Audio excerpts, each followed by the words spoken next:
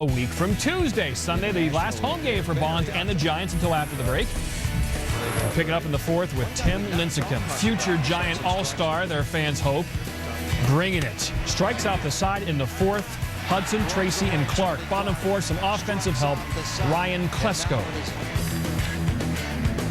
Two-run homer into McCovey Cove. Fifth of the year for Klesko. The Giants have Lincecum a 2-0 lead. Top five, some defense. Omar Vizquel, the two-hopper. 11 Gold Gloves in Vizquel's career. Bottom five, Bonds had walked twice already, then rakes it down the right field line. 377 double with the Giants. That's a record since the Giants moved to San Francisco. Breaks the tie with his godfather, Willie Mays. Giants up 4-0. Benji Molina, 8th of the year. Three-run Jackson. Giants up 8-0. From there, breathe in for luck. What Chris Carrabba is to Dashboard Confessional, Tim Lincecum is to the Giants, hands down, the best day he can ever remember. 12 Ks, no walks. Giants win 13-0. Putt-putt for the fun of it. Pebble got nothing on McCovey Cove. Grady Little and the Dodgers, two back of the Padres in danger of getting swept. Bottom second, no score. Luis Gonzalez drive to deep center. Mike Cameron tells him, yo, this is a big boy party. Leave the Tonka toys at home and bring that big wood. Cameron, haters. Showing why he's a three-time Gold Glover. Bottom three, one-zip Dodgers, one on. Juan Pierre takes the pitch from Justin Germano. Rafael Furcal still second. Can a brother get some run manufacturing, please? Later in the bat for Pierre, hit me. Base knock up the middle. Furcal scores. Pierre's 19th RBI of the year. Dodgers up 2-zip. Next batter, Russell Martin. He takes a pitch from the Department of Redundancy Department. Pierre steals his 30th stolen base of the year. Later in the at-bat, Martin, dude made his first All-Star team, and then rake it. Pierre scores. Dodgers manufacturing life. What? Up 3-0. Germano needs a hug or therapy. You know, I feel unwanted when they score runs. Chad Billingsley was slaying kids on the bump. Rocked Adrian Gonzalez to sleep. He had a career-high 9 Ks. He retired the last 16 batters he faced, 6 of which he struck out. Dodgers win it 5. Donut. The big separator at this game between so-so players, mediocre players, and good players and great players is their mental toughness and their mental ability to focus. I had to work harder at giving that same commitment to my bosses and to my players and my coaches. There's a good thing going on here. It's time for me to leave. I love the guy. The guy, you know, really, you know, been putting this team together, and we just busting our ass, you know, for him to come up and do this, you know. I don't know, I'm just still shocked, like totally surprised, and just like, it's like, you know, when you break a heart to a woman, like.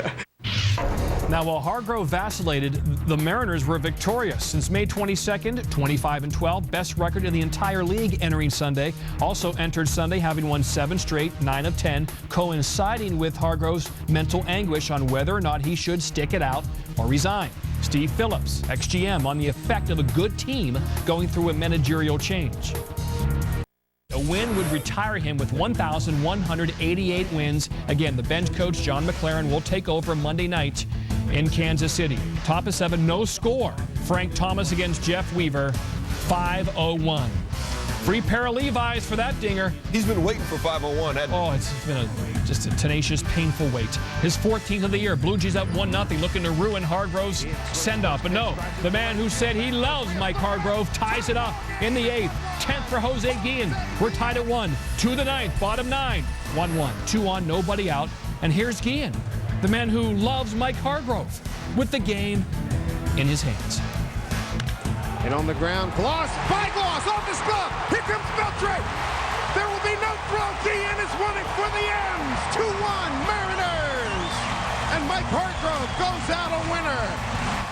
Oh, winner, winner. Seattle Fish dinner. 8 wins in a row and a send-off for the skipper. These guys did great. And so I can't ask for anything better. It's a good way to go out. I won the first game I ever managed, won the last game. So that's pretty good bookends. That is cool. Heads off into the sunset. Head out to New Mexico and just chill. Great baseball life for Mike Hargrove. Another managerial change Sunday night. The Reds fire manager Jerry Narron. With a 31-51 record, since he has the worst record in the bigs, the team will hold a news conference on Monday. And he Pettit all upside the noggin. Jason Kendall swinging bunt down the third base line, beats out Pettit's throw to first. It got worse. 2 batters later, bases sacked. Kurt Suzuki getting his bloop on. That score is Bobby Crosby. A's came in next to last in the AL in runs scored, but they were just teeing off like Jack Cuss. Man just got a big old medieval swing. Big old barrel-chested brother. 3-run shot, his 14th, 6-0 ace. 2 batters later. Cut me, big. Cut me. Come on, big. Cut me. Dan Johnson. What? It's just, John, that's ugly. Dan Johnson, his 9th homer, 8-0 ace. Andy Pettit, we'll see you later. 1 2/3, 9 hits, 7 earned runs. Dan Herron, he wasn't looking too good on Sunday either. Bottom 4, Yankees down 8-4. Herron hits Derek Jeter in the elbow to load the bases. Derek will be fine. Next batter, Robinson Cano, a chance to tie it with 2 outs. And Herron, should I say he induces him or he just gets him to fly out? Gets better. That's how you talk to your boys, right? Right. Gets. You wouldn't say induces. Threat averted. Herron allowed a season-high 5 runs in his shortest outing, but it didn't matter. Yep. Robinson Cano couldn't check his swing. A's going to win it 11-5. Best record in baseball belongs to the Angels as they teed up against the Orioles. A big part of the Angels' success, their bullpen, especially Scott Shields and Francisco Rodriguez. Shields pitched 1/3 of an inning in the 8th. Rodriguez comes on, runners on the base, 2nd and 3rd, and he gets Kevin Millar to pop up to Howie Kendrick. And look at these numbers. The Angels, again, there's that bullpen. They've won 117 straight when leading after 8. The Orioles 0-37 when trailing after 8 this season. So again, this is the strength of the Angels against the weakness of the Orioles. And Brian Roberts flies out to Vladimir Guerrero. Melvin Moore on 3rd. He's tagging. He's the tying run.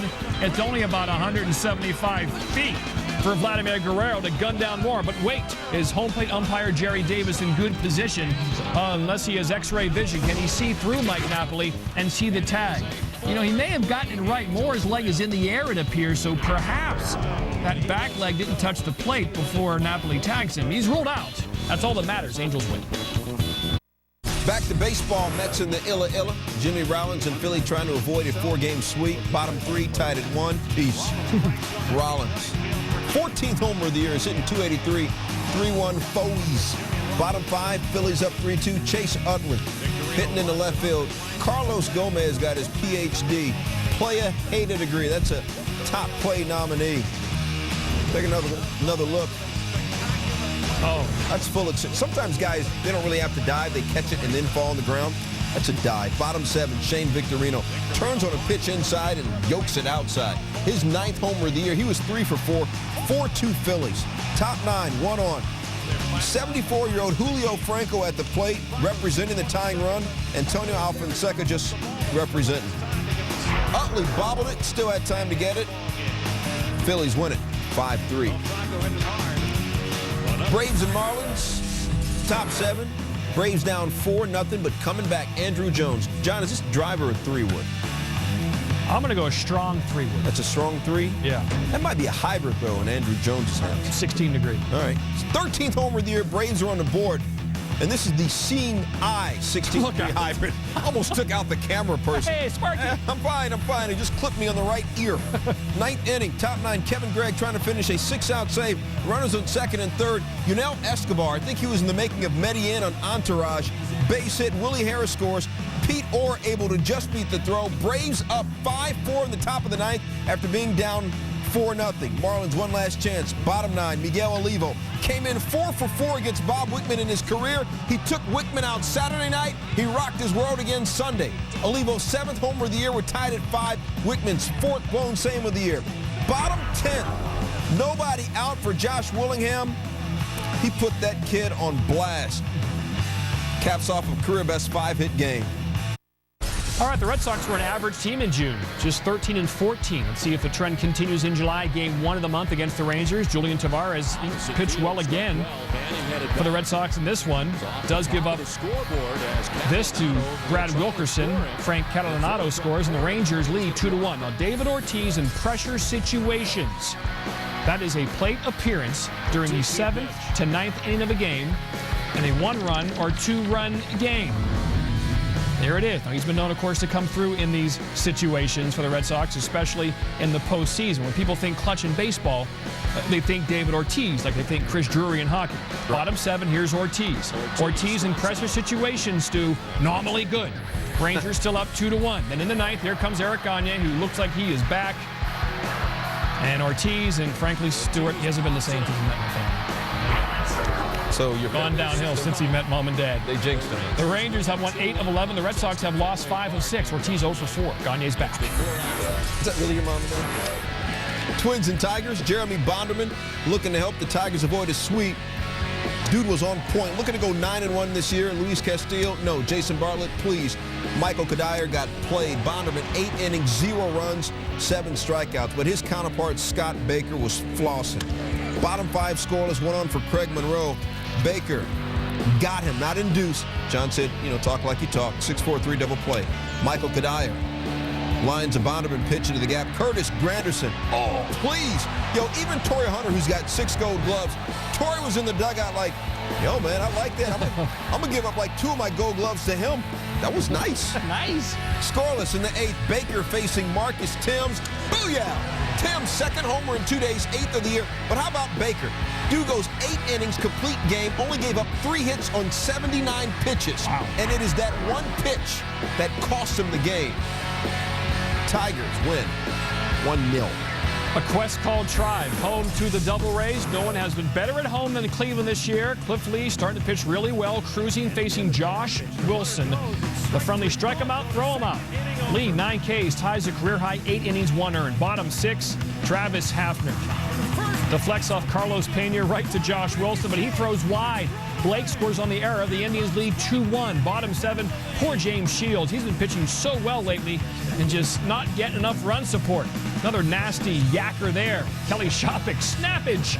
Shields 10 Ks and 6 1/3. Top of 9, Borowski on. He'll try to save it. His 24th save. Look at Johnny Peralta. What a tag. Look at that. Right on the bum. Tribe have won 9 of 13. They're the ultimate AL Central team right now. The Reds hosting Birds at our Red. Jerry Narron probably didn't know it at the time, but it'd be his last game as Red skipper. Fired Sunday night. Top 3. Ryan Ludwig got all swole. 473-foot shot. 9th longest in the history of the Great American Ballpark. Cardinals up 4-2. Bottom 3, Ken Griffey Jr. Still the sweetest swing in the game. Old school style. 22nd homer of the year. Career number 585. Top 4, Ludwig at the plate, though. Stop. Just stop. 2nd of the game. Hey, this guy has 19 career big league homers, but Johnny had 140 in the minors. He said later, I've hit balls hard before, but in the minor leagues, they don't measure them. Cardinals going to win it, 11-7. Cubs trying to become a member of the 40-40 club. 40 wins, 40 losses, home to the Brewers. Only 86 miles between Milwaukee and Chicago. And look out, Jason Marquis. Ryan Braun's bat breaks, and it goes right toward the head of Marquis. It grazes his cheek. Amazingly, he makes the play. Dude, let me see. Dude, he got hit. Checked up, but he would return. Marquis against Jeff Jenkins. Marquis has been struggling as of late. No wins his last 9 starts, but had it going on in this one. Corey Hart had a good game, but he's out there. Bill Hall, beautiful breaking ball by Marquis, and then Johnny Estrada, high provolone. First win in 10 starts for Marquis. Cubs take 2 of 3 from the Brewers, and they won 5 of their last 7. Isn't a favorite part of the show. It's a good show. This has been a very good show. Mike Hargrove's final game as Seattle manager. He says he's lost the passion. He resigned after this game. But the Mariners won 2-1. Willie Bloomquist gives him help with a great defensive play. I like the commercial breaks even. Number 9, final play of the first play of the game, Derek Jeter. It's Derek Jeter being Derek Jeter. I even like the NFL little 12-second news updates. Driver 8, take the break. Mexico, Ecuador, Copa America. Nery Castillo, the great pass between defenders. Check out as he eludes the goalkeeper and scores the goal. Castillo's second goal. Chin, but he's a hockey player. He's in. Number 6, hockey player name.